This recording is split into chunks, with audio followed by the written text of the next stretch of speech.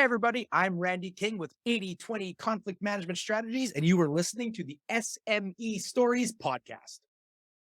You are now listening to the next great small business podcast. Welcome to the S.M.E Stories podcast, where it is all about small businesses in Canada. And here's your host, Ken Alfred. Hey everybody, thanks for downloading the show. We got a great episode today with Randy King.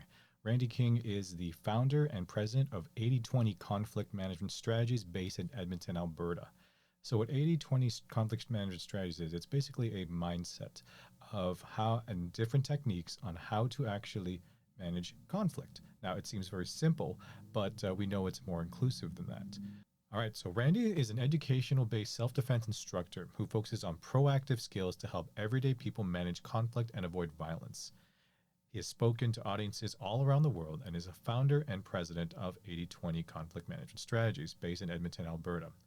Randy's work focuses on teaching people how to identify potentially violent situations before they escalate and provide them with the tools they need to diffuse those situations safely and effectively. So we're going to learn a lot on this episode because I've known Randy since about 2011, where both Randy and I actually did a self-defense instructor's course based, I think, in Vaughan, Ontario, and he was flying out from Alberta. So we grinded for about almost 4 days, and we both passed the exam, and we were both to teach, and we were actually able to then teach that version of self-defense to the average public. Now, Randy's been doing this a lot longer than I have, so I think we're going to learn a lot from him. And what you're going to learn is that it's not all about the violence and the techniques used to stop it. It's also techniques used to prevent it. And I think we're going to learn a lot from this episode. So sit back and absorb. All right, guys, we have Randy King with 80/20. Hello. Conflict. Oh, What's the name? 80/20 Conflict Management Strategies. Is that correct? that's correct. Excellent. All right. So, Randy, how you doing, my friend? I'm doing well. How are you? It's a Friday, so we're recording this on a Friday, so it's always a very happy day for it. Like, I don't know about you, but before we even get started in the actual real questions, what do you do on a Friday when your work is done? What's the thing you look forward to the most? So as a serial entrepreneur, Friday's a good day for me because everybody else is in the downturn spiral and I'm in the upturn Ah, spiral. So I usually tend to catch up today on editing, video stuff, writing, getting back to emails, that kind of thing, because people, I've seen this at least, people like to clear their email box before they go home for the weekend. So if I get them Friday morning, I tend to get a higher reply response than if I email them the rest of the week. wow, that's something interesting, actually. So it's so weird, but yeah, and I know for myself, it's always because I still do the 9 to 5 at that job, but plus running this as well Right. and other businesses as well. But I always look forward to what I call the Netflix and chill Fridays, which is just my wife and I hanging out on the couch, watching something on Netflix. We can just be in our sweats, but that's the one thing I look forward to because I find with weekends, there might be plans, I have a couple of kids, like you're a father yourself. So got to take them to their activities for on the weekend. Maybe we have to do some errands or something like that. So the weekends actually fly by really fast to the point that Sunday night hits and then Agreed. you're like, oh, everyone gets sad for the most part. They're like, oh, gotta get ready for Monday. But yeah, no, that's R- good to hear. So, all right, guys. So you heard a little bit of the intro that I gave about Randy. So now we're going to get more details about it. So, Randy King, 80/20. What's your story, my friend? Yes. Great. That's a great question. So story, pretty much, I've been in the self-defense and conflict management space for the last 15 years full time. And I say full time because a lot of people in this space, they kind of teach like Tuesdays and Thursday nights. This has been my full-time focus and job for a long time. So I started off in martial arts when I was 10, became a bouncer, learned a lot about how violence actually happens.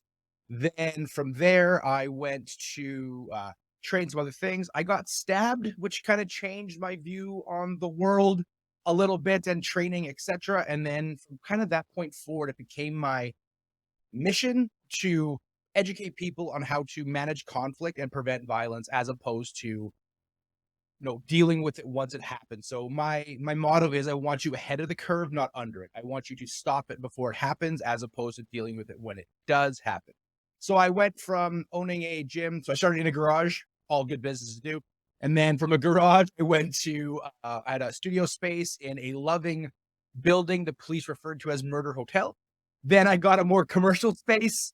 And then I closed that down and I moved more onto public speaking and seminar tours. So I taught in 10 countries, 60 different cities all over the world, kind of spreading this message of violence prevention. So pretty much you're a small time player, being actually able to actually go Yeah, there. I was just tiny, 10, 10 player. countries, I am. 60 cities.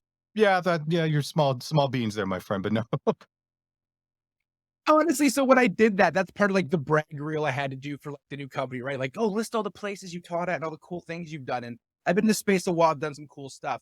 There's like 190 countries. So really, I haven't hit 10% to be Wow, I'm less really. than you, but wow, that's really good actually. So you've been doing this for a long time. So you're not this is not you're not a newbie, and obviously this show is about the business side of things, but also you know I guess inspiring the next generation of entrepreneurs that may want to do something. I know we're going to hit the tips from the pro segments where we're going to ask, if I want to get into a similar space, not your specific space, or maybe something close to similar to your space, all Gotta the jump on it. landmines that we should try to avoid. So, but let's get back to 80/20 then. So it started the journey's been about, like you said, 15 years. So what makes it so Yeah. successful now from you're on year 15 from year one? So have you grown it steadily? It's up and down, obviously, as all business owners experienced COVID. COVID was exceptionally hard on my business because my business was literally travel and physically interacting with people, which became super illegal, right? So, um, I think I'm going to say the thing that's made this so successful in adaptability. I've always looked at the market, saw what it was saying, and then adjusted to it. So, and also saw who was responding to my message, right? So when I first started, I was KPC self-defense. That's when me and you took that course. I came back, opened the first Krav Maga gym in Edmonton, and that's what people were looking for at that time. They're looking for medium-sized courses, kind of one and done. So I did 11-week classes and we were called KPC martial arts. And then as my focus shifted and as I looked into the realities of violence, it's one of the online courses that I produced. It's called Reality of Violence. As I looked into how it actually happens, I started gauging more towards self-defense. So then we changed our branding from KPC martial arts to KPC self-defense, and that entirely changed the demographic of people that came to train. Oh. So we then had people who had experienced violence and trauma. They weren't just people that wanted to be tough. They were people that had gone through some stuff, which then made me realize, oh, even more how important this prevention stuff is, because once you take out the bro versus bro, I look at like, abuse, and predatory violence and that kind of stuff gets a little icky. And honestly, like the best rear naked choke isn't going to get you out of a lot of situations, unfortunately. So then I started moving more to the psychological and educational side. And then that was the pivot to 80/20. Also paying attention to how we advertise, right? Like if you're on any social media platforms right now, the word violence, gun, PUD, it's all almost getting deplatformed. So we needed to shift the message to something that was still getting the info to the people that needed it through the biggest channels we could, which is social media. I'm all over social media. I'm sure we'll do those at the end. But that was a big move. So conflict management doesn't spike the TikTok algorithm, right? It's not like, oh, they're trying to hurt people. And also it got me into more professional spaces, which was super important because while it was fun being like the skull tough guy, no HR is going to bring you in for that, right? If you're looking for hire. No, that makes sense, right? Because I think it's for some instructors who maybe owners that want to get into that space, they really think that, oh, I just got to run seminars and do, get the average Joe to come in. But then I guess what you can do to, increase your share in the business as well is to actually, if you can get into actual corporate type of events like that, where you're working with businesses, right? Because you're kind of limited with I'm not saying limited, because I'm not to say that you have not a big facility or anything, but I think people just think Right. only of the Joe off the street. They don't expand out and think outside the box. Well, I agree. And I think it's becoming more and more apparent that the deeper you niche down, the better you're going to be, the more people you're going to reach, right? So I think the days of department stores are done, like where one-stop shops, right? Where you go to a gym and it's like, it's cardio kickboxing and it's also BJJ and it's also this and it's also self-defense. And like I focus all of my energy on self-defense. That's everything I do. So everything I talk about is through the lens of self-defense. Does it piss people off? Absolutely. But making people annoyed on social media gets you views. That's the only way to do it. So it works.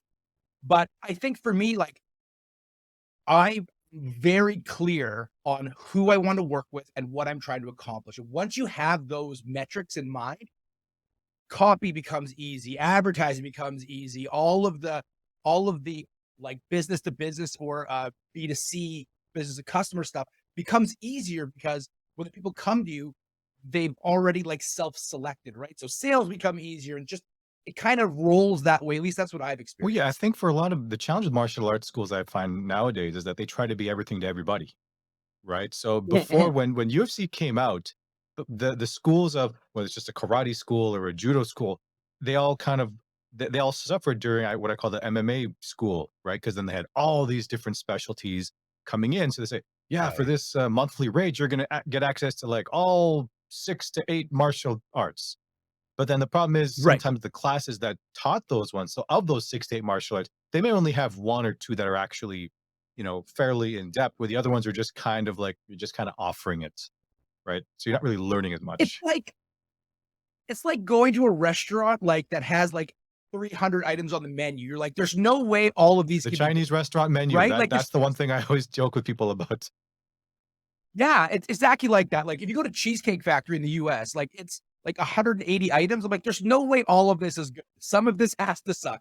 I'd rather go to a place like 8 items they specialize in than this generic like Denny's-esque Yeah, no, I experience. hear what you mean too, right? So now, what kind of growth do you expect to see now that you're like you said, international speaker and you're all this sort of stuff? Are you looking at building your brand or growing it out, like maybe actually getting another physical space all over the world or something like that?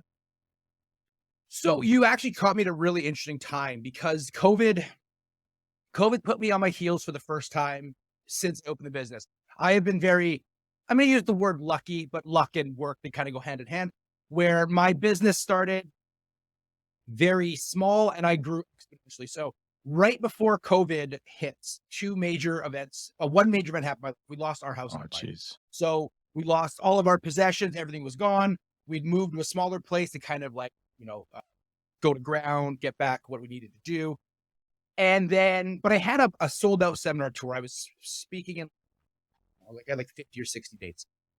And it was in the six figures, which I hadn't made is since I was in advertising because I left advertising to get into marketing. So I was like, oh, I did it. I finally did it. Like I didn't steadily growing, but like that six figure mark was like just like the business was making that, but I wasn't making.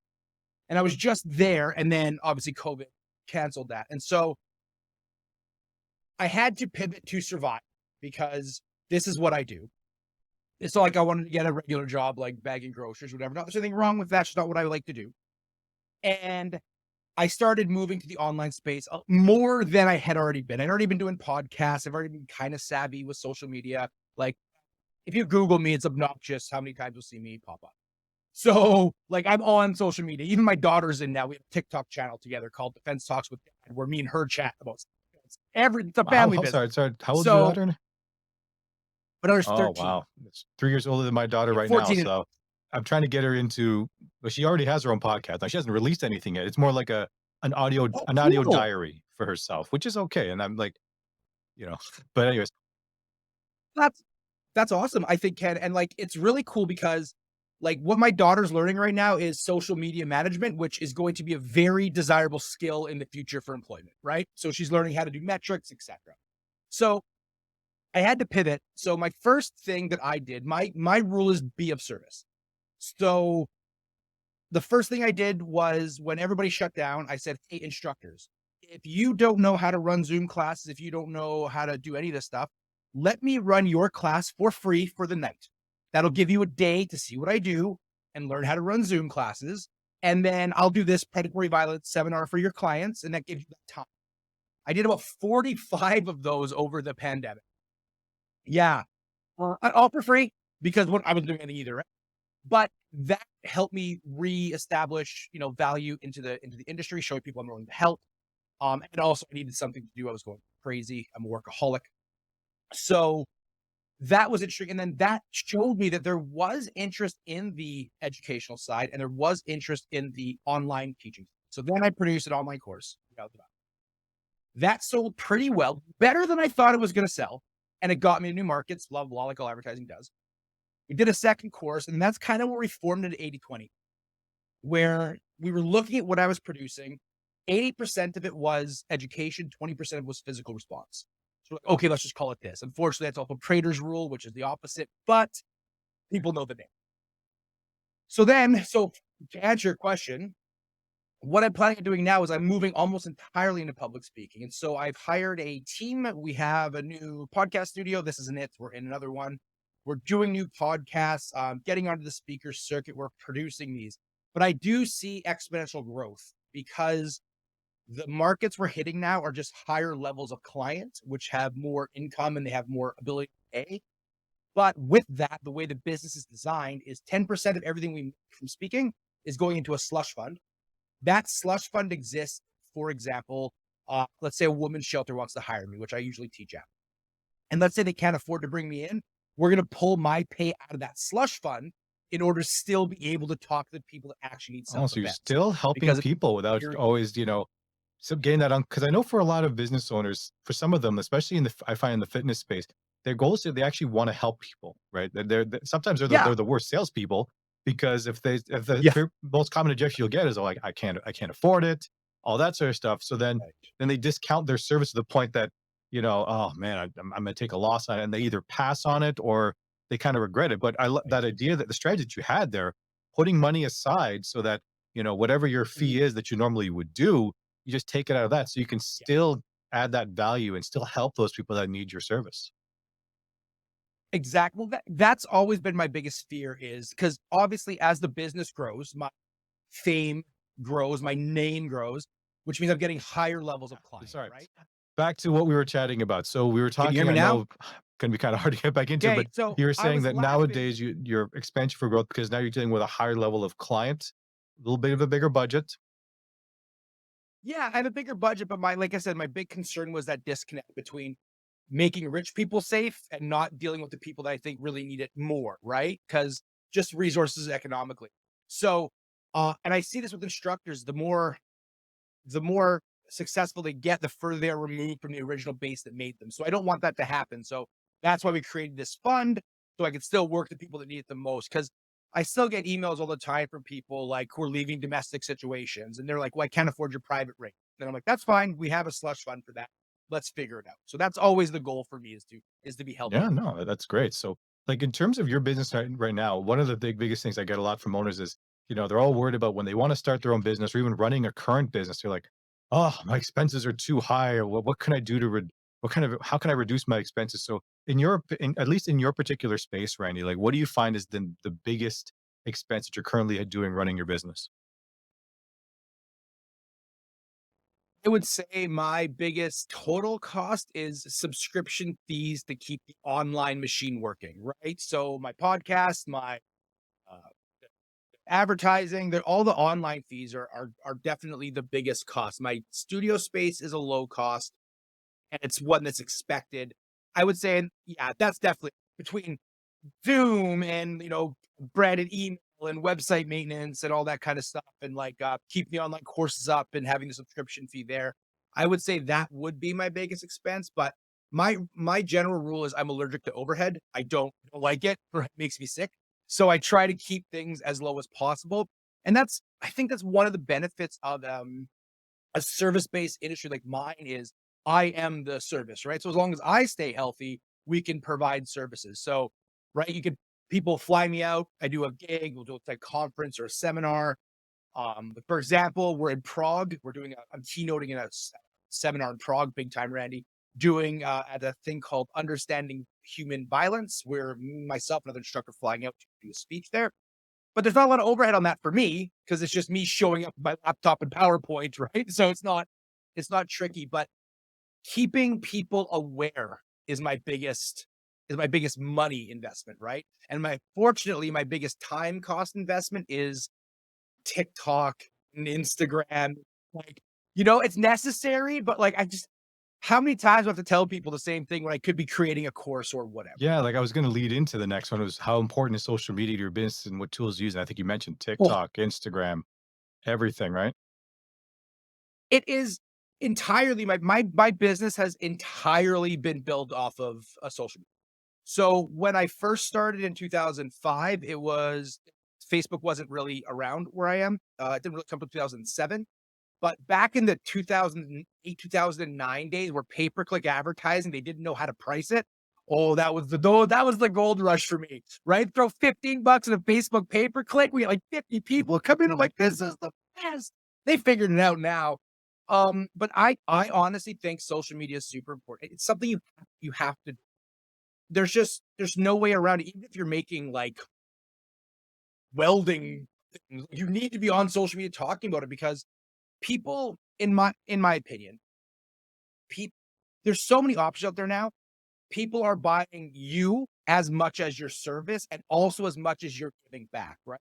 So there was a study done by a group where it was called Sweat Angels. It was a gym group that every time you checked in, they donate money to charity. And they were saying at the time, millennials were the big hot demographic. Now Gen Z seems to be more now, but the big hot demographic was millennials. Like, millennials, if everything is equal, will choose the company that gives back to the community over the company that does. So if you on your social media are giving back, you're giving free information, that's so necessary. Like to me, business is always based off of trust. I have to trust you to buy from me. In the olden days, pre-internet, you went to a place and then you learned to trust somebody, right? So I go to a sales floor, the salesman would sell me. I'd be like, okay, I trust you. I buy. It's reversed now. You have to build the trust first before the purchase is made. And that's why social media is so valuable, in my opinion, because you can build trust. Like, this is me all the time. People, whenever they meet me, they're like, oh, you're like this all the time. I'm like, it's not a character I play on YouTube. Like this is who I am as a person. So when you hire me, you're getting, if you want it or not, this level of energy, right? It's coming at Well, you. yeah, no, absolutely, and I think you have to. It's true about giving back. Actually, I think a lot of owners they always think they're just trying to take, take, take because I guess they're trying Mhm. to build. They're trying to make the money, right? Because that's why people usually get into businesses to make some money, whether it's a little bit of spending money or they literally want to change their lifestyle, or they want to change their life in general, right? So they do everything to try to do it, and they're focused on landing deals, getting clients. But if you're not showing that you're actually doing something with your influence and helping others, whether it's like you said, giving back to me, free courses, free seminars, or even, just volunteering, for a bit. Right. That's also something to consider as well, or sponsoring a baseball team, something like that. So they can see that, wow, so he's actually he like this company is actually helping out the community. It's not all about how much money they can make on it. I agree. Because that's what's the biggest headline right now, right? Corporate greed. That you don't want to be piled in with the The Zuckerbergs Bezoses and those and the guys. Yeah. Bezoses, right? Like, yeah, you don't want to be even in the same sentence. You want to be like, oh, they have money, but they're giving money back, right? And whether you're doing it for honestly, I'm all about goals. So whether you're doing it because you want to actually give back like I do, because I structured my business that way. The guy that's helped me structure my business, I have a business coach. He's like, why would you do this? I'm like, because that's how I want to do it. So whether you're doing it that way or you're doing it just so it looks better, I don't care because you're still giving back. So whatever your motivation is, whether it's to increase or to make or to actually give back, the results are still that you gave back, right? And I think that's beneficial. Excellent. So now we're going to go into the industry right now. So what is your current opinion of, I could say martial arts industry or even just conflict management industry, and where do you think it's going? Okay. We'll try to keep this short. This is 99% of my rants, and I'm sure we have a time limit. So, I let's start with the positive. I do think there is a renaissance happening in the self-protection, self-defense industry. Now, to me, there are four different types of martial arts industries. Okay. So, industry number one is what I call time capsule arts. Time capsule arts are arts that are trying to preserve the art. So, if you're doing karate the way a guy who created karate is doing karate, you're in a time capsule art. Those will always be fine. So, next we have sport arts, MMA, boxing, wrestling, that kind of stuff. Because there's a level of competition, that will always be fine. If you're in that space, one of the biggest things you have to look out for is fighters saying they'll pay you when they win, because fighters are notoriously bad with money. I don't want to overgeneralize, but I would get the money up front. So then we have what's called combative arts. That's what we took in with CKM, right? It's end the threat as fast as possible. Who cares about the law? Who cares about anything else? Then there's the space that I am in, which is the self-defense space, which is the goal is no event happens. So it's not being the toughest person. It's not being, you're not fighting like Fukushima. It's not whatever. It's making sure that you are safe. So for me, self-defense training is closer to the safety industry than it actually is to the martial arts industry, in my opinion. In my book that's coming out, I don't have a book pretension, but in my book that's coming out, that's the whole comparison is because in safety training, the goal is no incidents happen. No safety trainers like, and then when the barrel comes down, this is how you fight it. You're like, no, you don't want to get hit by the barrel. So I do think there's a renaissance in that self-defense is pulling itself out of the fight arts, which is good. And that there are some really good instructors out there leading the way, myself included, but I'm not the only one, that are really pointing out that, like, if your self-defense strategy only works for young, fit athletes, then it's not helping the people that might actually need it, right? Elderly, smaller people, people who are hurt. So I think I have high hopes for the future, but the current state of the industry is still very bro based. It's still very, when people think about a fight, their first thought is not a human trying to get away from a domestic abuse situation or a kidnapping. Their first thought is like, what's up, bro? You took my parking spot. We call that social violence. And 90% of the industry right now is talking about social violence, ego-driven, dominance-based violence. I'm the tough person. I got to stop this. We talk what we call predatory or asocial violence. That is like muggings, all horrible things, all the bad stuff. We need to focus on that. And I think the biggest thing that needs to shift is the industry right now. If you look at the numbers, that's what I do. I'm a number guy. If you look at the numbers, 30% of all violent crime happens from strangers. 30%, which is a lot, but not most. But that's where all the space is talking about. What if I'm in an alley? What if I'm on a running trail? What if I'm Active this and that? shooter or something, right? Exactly. These outlier black swan, statistically smaller events. You are in more danger from people you work with, people you know, people in your family. So 70% of all crime happen, the assailant knows the person. They're a stalker, they're a harassment at work, they're an ex, they are a bad family member. So luckily, there's a couple of talking about that, the actual lion's share. I believe the reason why most people aren't talking about it, it's because the answers in the 70% are squishier than the 30, right? In the 30, it's good guy, bad. I will triumph over the evil. That's an easy sell. When it's your grandfather doing it, it gets a little squishier, right? It's harder to deal with. So I am very excited that we're starting to talk to the people that actually need this training, as opposed to self-selecting athletes that want to be tough. So the industry right now is going through a change, and I'm hoping to be one of those change No, makers. that's great to hear. Because I guess that's true. Because I think when we first all started getting into the self defense space, like we'll watch YouTube vids and we'll see certain people like, you know, 20 different ways to take a gun away from an attacker, or they're doing this flashy technique with knife removals and stuff like that. So you think, well, that's why we wanted to get into it, because just in case something should Yeah. happen, we do that, right? But then I think what really helps and what really makes your business unique is that you really focus on the proactive and more of the Mhm. social stuff, like personal dynamics of not just the 30% of strangers who attack you, but people you know. And those are harder ones because I guess you're more inclined to hit somebody that you don't know than if you Mhm. have to apply a technique to someone that you do kind of know. And you're like, Ex- Yeah.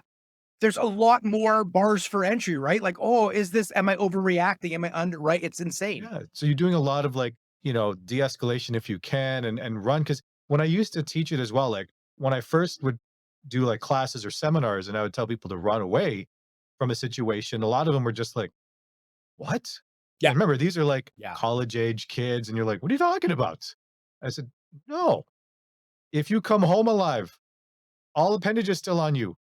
That's okay. That's good. You've won, right? What if you actually hurt somebody and then you got to deal with self-defense laws and back and forth. And I mean, and I always tell students, like, whatever I'm teaching you, this is the worst case scenario. You should not want to Exactly. strive to do these techniques Right. for real, right? Because, Mhm. especially if you have a family, like it's one thing when you're in your early 20s, or let's say you're single and you're still living at home, or you don't really have that much no obligations as much. Yeah, you're more inclined. But the minute you start to mature in age, you have a mortgage, you have a significant other, you have kids, then your mindset starts to change, where it's before you'd be like, oh yeah, let's go, bro, let's drop down, or throw down, sorry. I don't know what drop down is, but always, but versus now where you're just like, okay, we got to be risk averse and be like, okay, let's get the hell out of here. This is one of the things that it's a hard tightrope to walk, because the in most of my presentations, that's the first thing I drop. Myth number one about self-defense, stranger danger. The myth, right? 30%, whatever. But we always talk about that because it's easier to talk about that than personal dynamics. Um, the other thing that people like, they get why there's a pushback. Because I was 25, listening to me now, I would think I was a garbage BS artist for sure. I'd be like, oh, whatever, that's not my reality, blah, blah, blah. Because I was the literally alpha Chad bro tough guy when I was like in my early 20s. That's who I was. I was a bouncer. I was tough. People knew me, ego huge.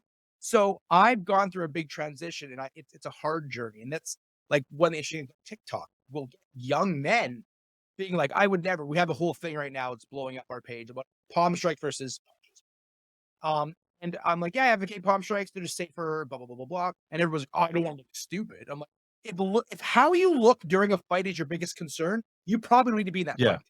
Right? Because I'm talking to people that are like in real danger, not people who like need to look cool in front of their friends. Social versus Yeah, like I remember one of the other techniques I remember learning about for it, I'm sure you've heard of this too, is that if you're doing like a gun disarm, that you're going to be punching and striking the face.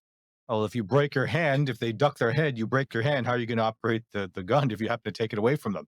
You have no clue how to do it. exactly. And I guess when people see the palm strike, they think of like the old school women's thing where they're just palm striking like a pad or something. And they're thinking, oh, that's for women. Why would guys want to do that? I'm like, well, you should, because I want to be able to move. I want to be able to grab things. If my hands are broken or damaged, I'm screwed. Right. The thing we try to tell people is a self-defense encounter should affect your life as little as possible. If you keep that in mind, somebody gets in your face, if you can avoid them and nothing happens, that's obviously best. But if I do have to get into a physical altercation, I want to use as little force as possible because I don't want legal trouble. I don't want to get arrested. But also, we all use our hands for work.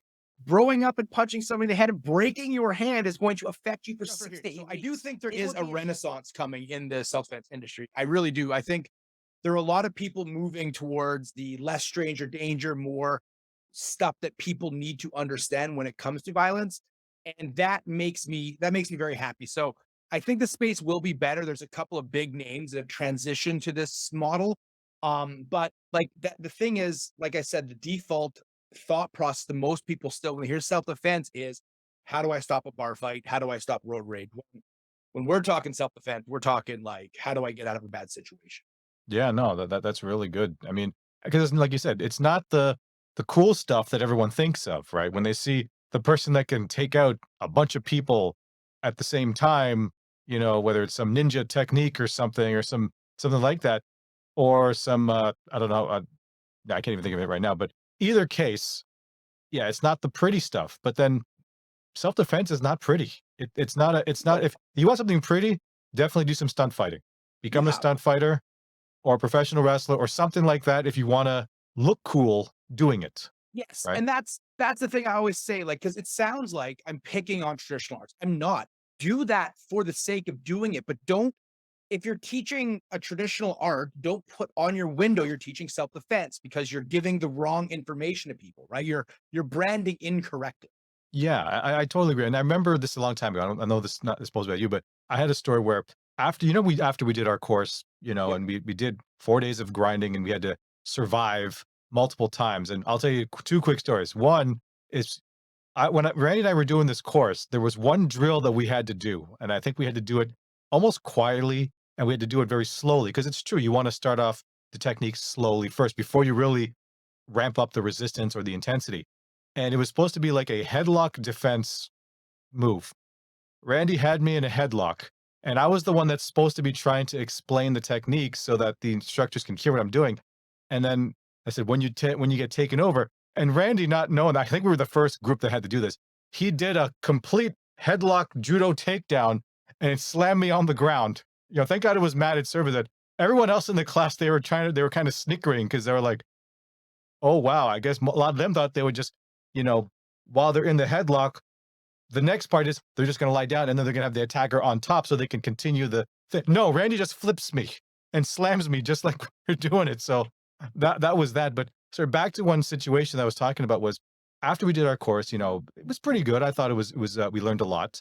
Still only scratched the surface of things. And I remember, like yourself, Randy, I'm also a black belt in Taekwondo a long time ago, maybe like when I was 13, 14 years old. And I found a VHS tape for those young people who don't know what that is. It's an actual VHS, and we actually had a VCR, which you had to put the tape into, right? So I was watching it. I was watching my old black belt grading when I was trying to become a black belt. And I guess for some of the other black belts that were doing this, they were doing like, I think first degree or second degree, they were doing some forms or patterns. But then they also said part of their way to get their next stripe or their next degree, they had to deal with knives, bats, fake guns. And then I remember showing this to my now wife, and I just got angry watching this, right? And Right. she's like, "Why are you so angry?" I said, "Well, think about this. This is also Taekwondo. White belt, all these different colors.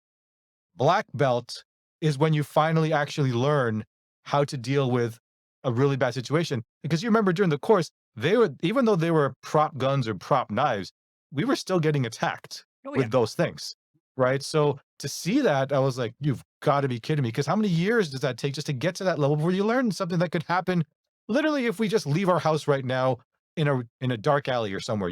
That can happen. So Exactly. It's one of the reasons why I gravitated a lot more to Filipino martial arts because they yep, start with the weapons immediately. But you're right. Like, so this is what people like. Everybody, Hollywood has done it. I don't know. Storybooks have done it. We'll have this like single person, like only one person needs to know everything, right? Even the special forces work in groups of minimum 3. We are pack hunting, tool using creatures. So the odds of somebody, if you the a person who wants to take you out, who actually wants to hurt you, grabbing a weapon is going to be plan A because it's so much easier, right? So if I have to train for 7 years to learn the first bat defense, how is that functional in a self-defense space? For a cultural thing, for a improvement thing, for awareness, all great. But exercise don't even. tell me it's self-defense. Yeah, exactly.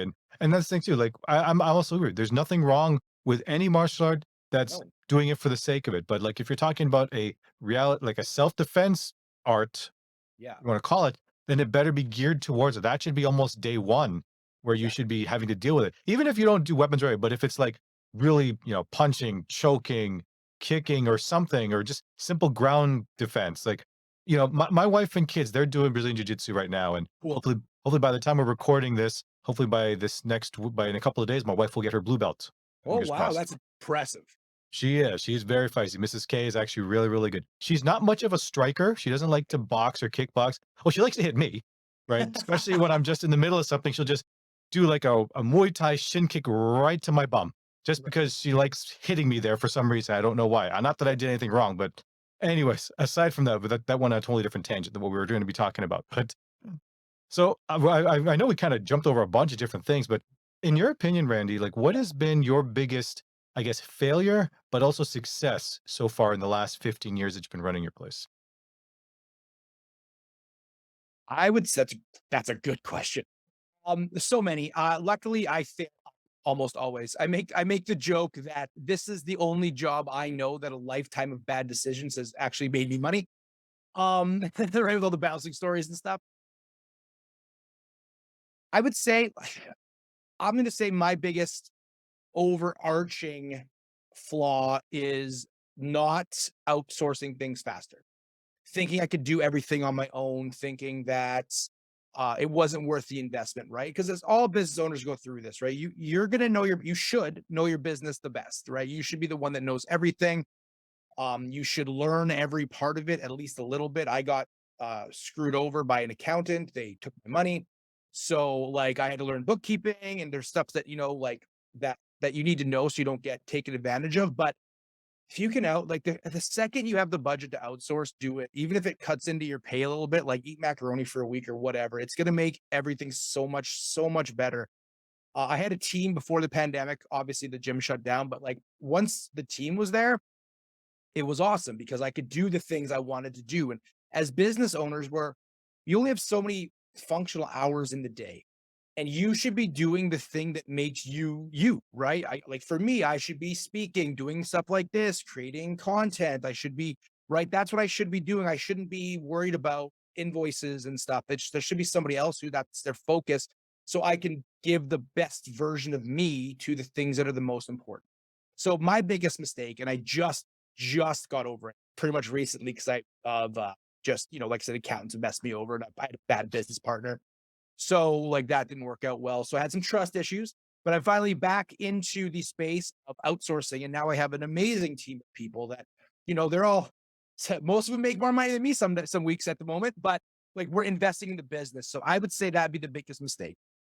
Yeah, and also I guess number two is not being present for clients because you're worried about other stuff.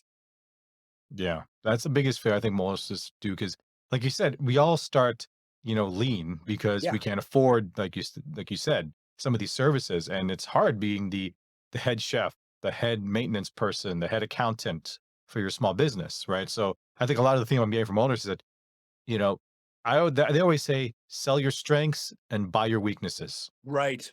And I think that's a very good analogy is that, It is. and you don't have to do it all at once. If the only thing, just take what is the most time consuming task that you don't really enjoy doing. Mhm. And if get some quotes on how much it'll take, whether it's to hire someone outright or to have a company that you outsource to and budget that in as part of your thing versus just, trying to do it yourself. And then you're failing on a multiple different things. So instead of focusing on growing, you're focusing on just making sure you don't forget something. And that's taking Exactly. that time away from building it, right? So, You're going to get to a point in the business where you only have enough time to either service or to mine, right? You can't do both. You're going to have to expand.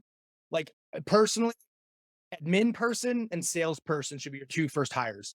Person like those two will pay for themselves within a couple of months. Like it's insane the difference it made. Once I had somebody doing administration and once I had somebody doing the actual sales part of it, everything got easier. yeah, no, exactly. So, All hey, right, do I'm you need ready. an error-free website? Do you need transcription that's accurate and on time? Would you like to remove noise from your video or audio recording?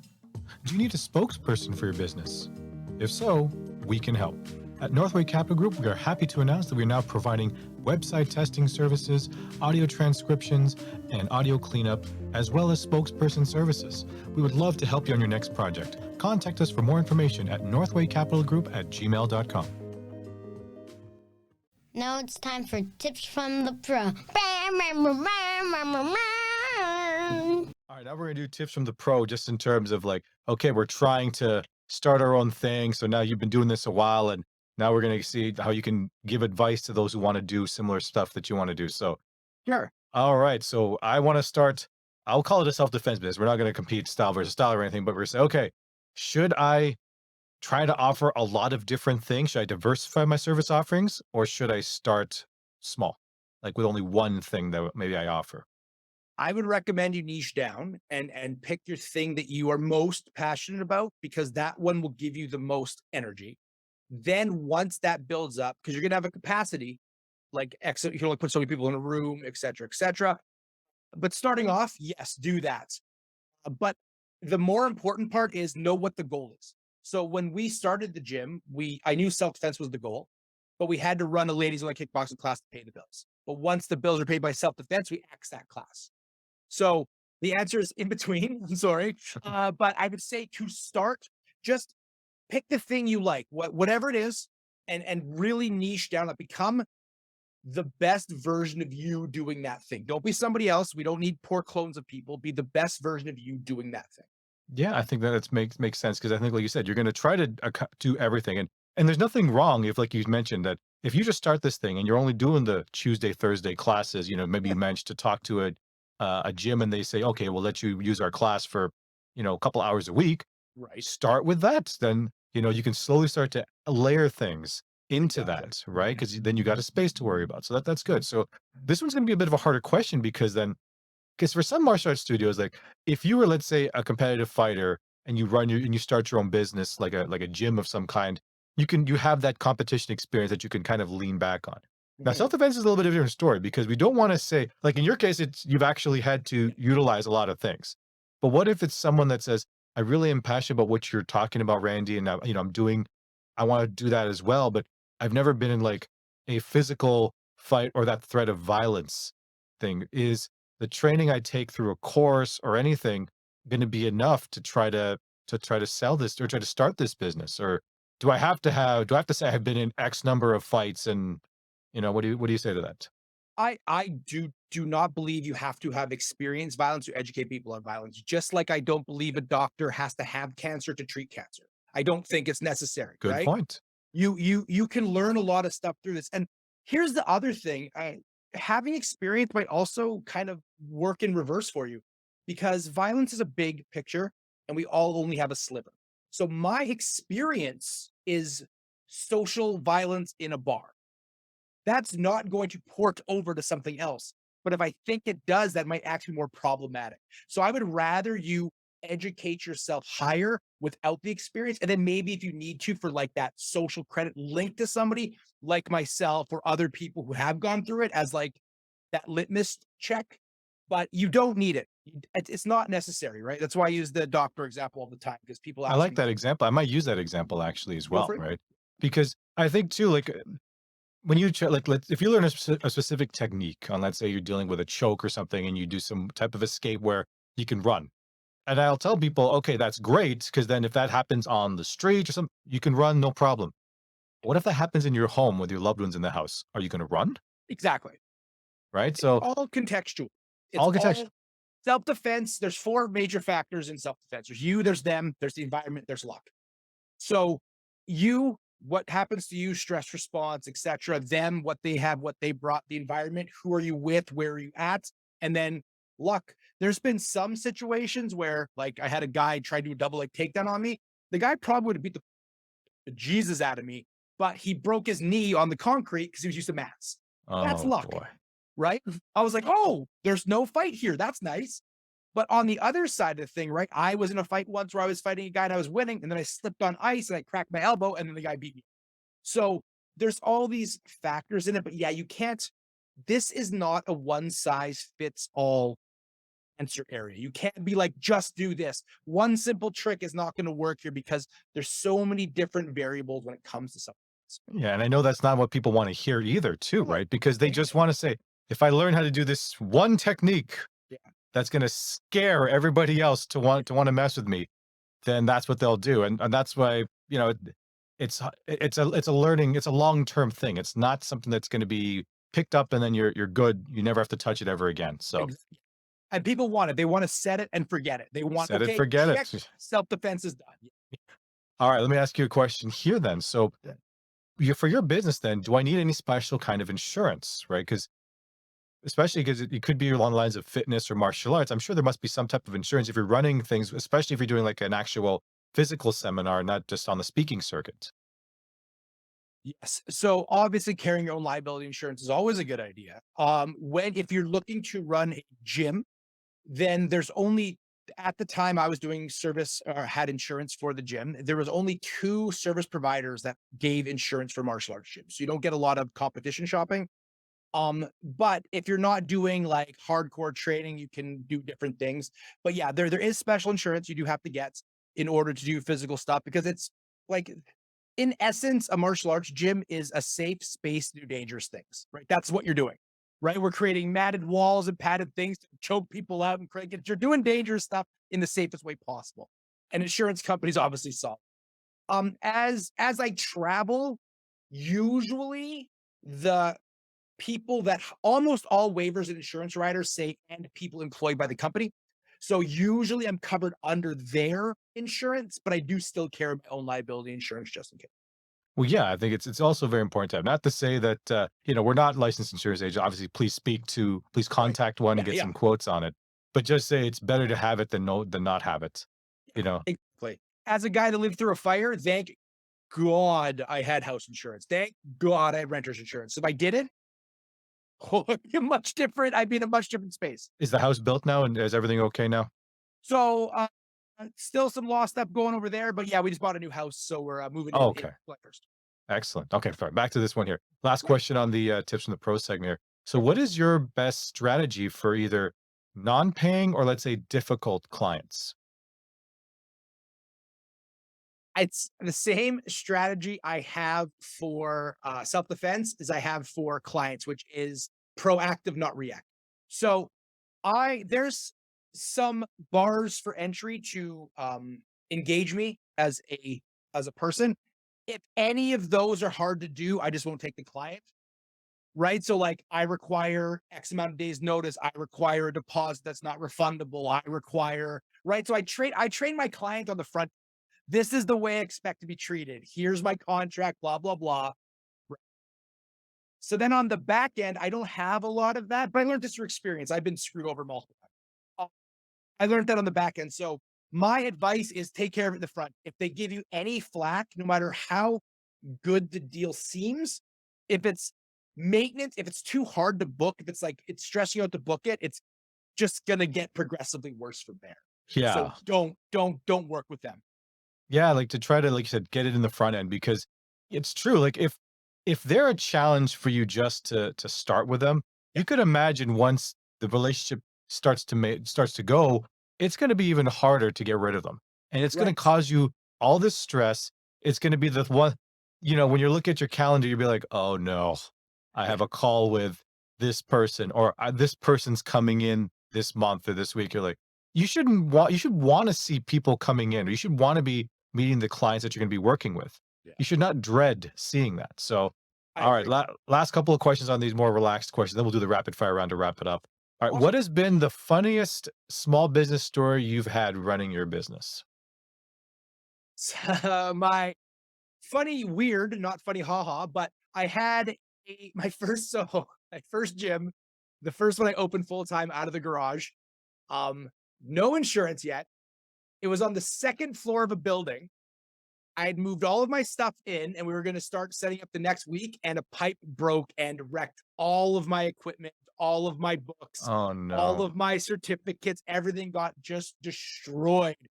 So that was interesting. Luckily, I had a good group of friends around me who were like, oh, you're taking swimming lessons now, and they're like making fun of it.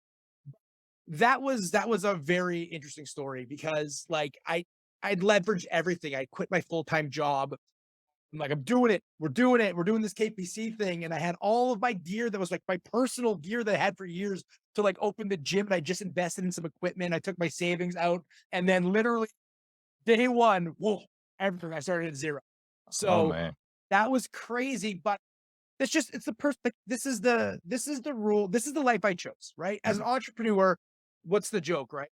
As an entrepreneur, I work 80 hours a week to make sure I don't work 40 for somebody else. It's it's the only way I could do this. And these stories, they teach us, right? That was after that. The next day, I'm like, I need insurance. Before that, I'm like, we don't need insurance. I was like 20 insurance. Nothing could have happened. I'm forever. Right. So that was it was a very trying time in the baby stages of this. Wow. Oh man. And you talked about, just, I mean, I'll tie into this then. You talked about, working 8 hours. How do you balance your life nowadays? Because I think that, like you said, a lot of business owners, Oh, yeah. when they first start, they're doing the 80, they're working crazy hours. And, especially it's one thing if you're, like you said, if you're single, early, late 20s, you don't have any obligations. But once the obligations hit, because I think COVID's taught a lot of people that they have to become creative and maybe not just rely on their 9 to 5, because I'm just doing a virtual tap on the shoulder that you could go, right? Yeah. They could say you're gone and it's nothing you did. Yeah. So how do you kind of balance, or what advice would you give them to try to balance everything out? It's not easy, but Always reinvest in yourself. And if you, the number one skill you need for anything is time management and boundaries around that time management, which means not even you break the boundaries around your time management. So what I mean by that is like my calendar is my life. If it's not in the calendar, it doesn't happen. And it helps me keep everything together because I'm still doing ton of stuff as we grow, right? I have a daughter. She has activities like you mentioned. I'm newly married, right? So I have a new wife who doesn't want me gone all congratulations. the time. we're buying a house, all this stuff. Plus, I'm running this like international speaking thing. So, time management and my boundaries around time, because I also have a boundary setting course if you're interested in it. It's on Teachable, whatever. And one of the boundaries sessions is time. That was my worst one. So if you say Thursday nights are date night, I don't care if the biggest fish you ever hooked comes in on Thursday. You need to make that boundary proper. Number one, it trains the client that when I'm not working, I'm not working. And number two, it gives you that downtime because as an entrepreneur, you're going to want to be producing and creating all the time. You're going to want to, and it's never going to shut down in your head. So you need to create limits on how much you work and enforce those limits on the hardest person, yourself. When my daughter was younger, she's a teenager now, so she's less interested in hanging out with me.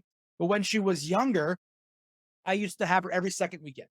So I would only book seminars every second weekend. And I remember a guy offered me an absurd amount of money to come on a weekend that I had my daughter. I said no.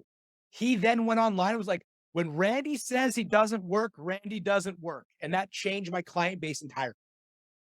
Wow, that's really good. And it's hard too because especially you're hearing, especially if they're throwing money at you. And I'm Yeah. sure a lot of businesses they want that situation where they have that 5-figure client, 6-figure client that just we want your whatever product service here, take the money. And it's hard. But then you said training them in that way because eventually, otherwise, if they can do it to you now, then who's to say that when it's, let's say you're getting married, they throw something at you, or let's say, God forbid, a loved one passes away and you're going to the funeral and they're you don't want to set that precedence, right? You want to try to control that perspective. Exactly. If they want you, they'll wait. And Yeah.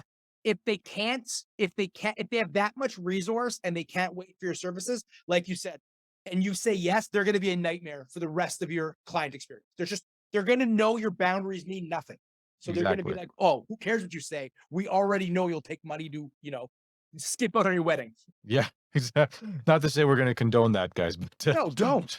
Do you need All right, a guys, we're gonna wrap this voiceover? up. Well, look no farther. Northway Capital Group has your answer. Commercials and explainer videos, AVR and voicemail, health and wellness, corporate training and e-learning, announcements, documentaries, and biography.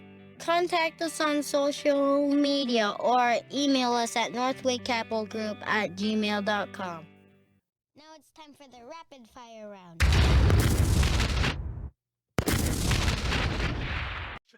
All right, guys, we're going to wrap this up. We're going to have the rapid fire round now. This is going to be the last few questions. I still feel they're still going to take a long time, but still, we'll try anyways. All Yeah, I'm right. a little wordy. I'm sorry. It's okay. No problem. All right. Question number 1. Who is your favorite martial artist and why is it Chuck Norris? Well, that's a loaded question. Chuck Norris is obviously awesome. Chuck Norris is one of my biggest influences when I grew up. Favorite martial artist, again, it's going to depend on like where they're at. Favorite movie artist, Scott Adkins or Michael Jai White. Either one of those two are just amazing. I can't believe they're not in more. Favorite UFC star right now is Khabib Nurmagomedov. I know he's not in there anymore. I also love Israel Stylebender. He's really cool. Yeah, I think that's my answer. But I think like I have a JKD certificate. I'm a big Bruce Lee thought process fan. So I think the person probably the biggest influence on me when it came to physical skills was Bruce Lee. I still use his model of 5 different attacks. And on the soft skill side, the proactive side, Rory Miller, my mentor, amazing dude, books. He's probably one of the best out there. Nice. All right. Next question. What habit can't you seem to quit? uh, Lately, it seems to be cannabis. I can't really. It's my favorite tool to turn my brain off. Because I'm always thinking I have ADHD and it really calms me down. But it's something I want to get rid of because I'm trying to shed some weight. I'm trying to get back into shape for speaking gigs. I have some high level clients coming up, and I don't want to be chunky. So I think that's one of my bad habits. It's over. I've been good for a while now, but it's a tough.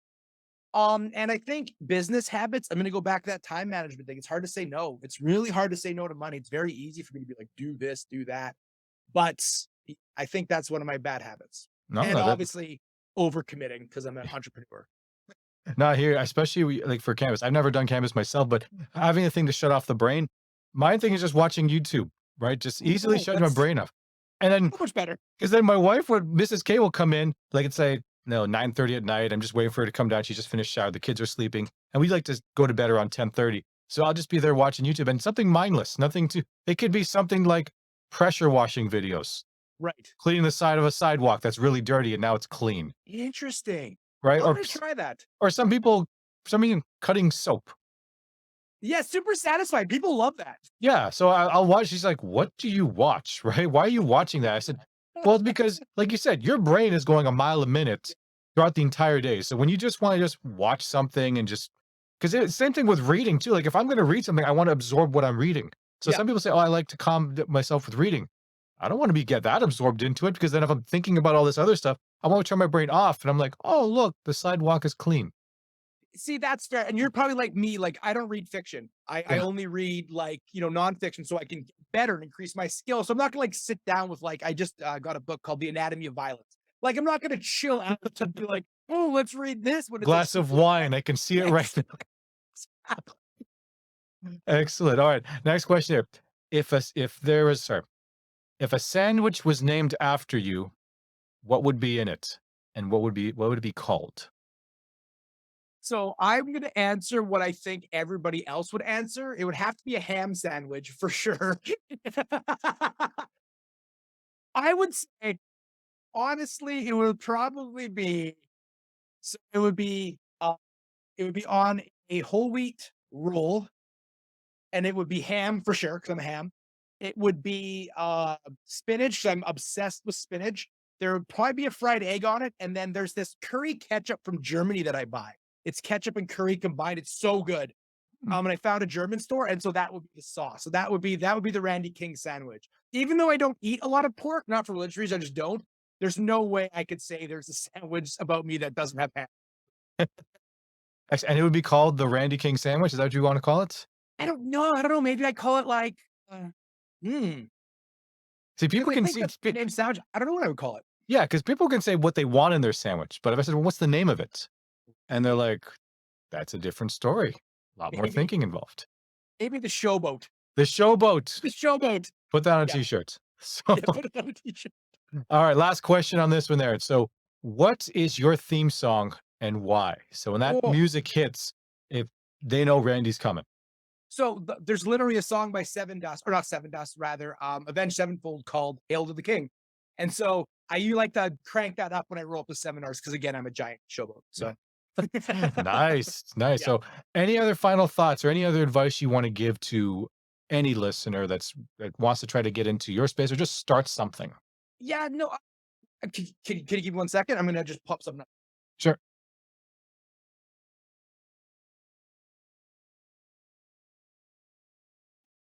So if you're a martial artist, I actually wrote a book on this called Ah. Selling Up to Your Level of Comfort. It's not big.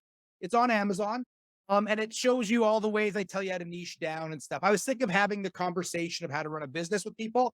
So this has 5 worksheets in it. If you do all 5 worksheets and you want to talk more, you're doing the 5 worksheets as your bar for entry for me to have the conversation. So you can grab this. It's like $15 on Amazon. Selling Up to Your Level of Comfort, Randy King. That's my first book because my gym was very unique in I didn't teach kids classes and I didn't teach fitness classes. I just taught adult self-defense and made quite a living at it, which was rare in the space. So this was a high demand book. Other than that, I think like just remember business owners, like people are buying you, your service can be good, but you're the most important part. You're the thing that's going to be the distinction between your service and every other service or product, right? Because there's 3 levels of branding. There's your company brand, your product brand, and then your personal brand. You need to work on all 3 of those things in order to set yourself apart from the market. The best way to do that is to just be you, honestly. Don't be a poor clone. I see people like imitating Gary V's speech pattern on Instagram. Just really triple down on you. If you're awkward, be awkward. People love that stuff. Gen Z, especially, if you're in a market where you're looking for youth, authenticity, like people, they smell the garbage away. So just be the best you can be in the space. And I guarantee if you follow that, you will do better. Wow. Inspiring words there, my friend. So, all right, Randy, it was great to have you on the show. We'll hopefully bring you back soon. Sure. Thanks for having me, man. I appreciate it. Do you have a small business story to share? The S.M.E. Stories podcast is looking for entrepreneurs to share their tales of success, failure, and everything. If you're interested in being a guest on our show or know someone would be a great fit, please contact us at northwaycapitalgroup@gmail.com. That's northwaycapitalgroup@gmail.com. Thank you for listening to the S.M.E Stories podcast, which is owned by Northway Capital Group. Please follow us on Instagram and Facebook at Northway Capital Group.